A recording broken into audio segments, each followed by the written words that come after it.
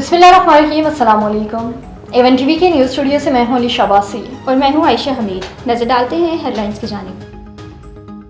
पाकिस्तान और IMF से कर्ज की दूसरी किस्त मौसूल, 1 अरब 2 crore 30 lakh dollar state bank के अकाउंट में मुंतकिल, ज़ेर मुबादला के सहाइस में इजाफा। मुमकिन है पाक भारत रहनुमाओं को अशाइया पर साथ बिठाऊं, उम्मीद है पाक भारत जंग बंदी कायम रहेगी। अमरीकी सदर डोनाल्ड ट्रंप का सऊदी अरब में इन्वेस्टमेंट से खिताब, कहा पाकिस्तान और भारत से कहा लड़ाई छोड़ें, तिजारत करें, जोहरी मिसाइलों का नहीं बल्कि खूबसूरत चीज़ों का तबादला करें। जंग के बाइस कशीदगी बढ़ती जा रही है, लाखों अफराद हलाक हो सकते थे।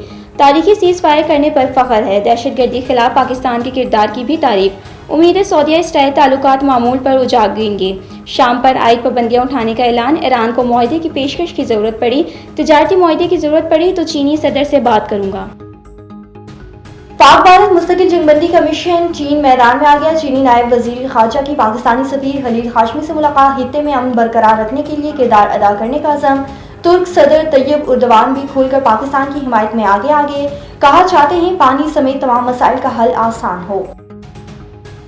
सिंतास मुआहदे की मुअत्तली, मामला बरतानी पार्लियामेंट में, पानी पर सियासत नहीं होनी चाहिए, रुकने पार्लियामेंट जेम्स प्रेट की गुफ्तगू।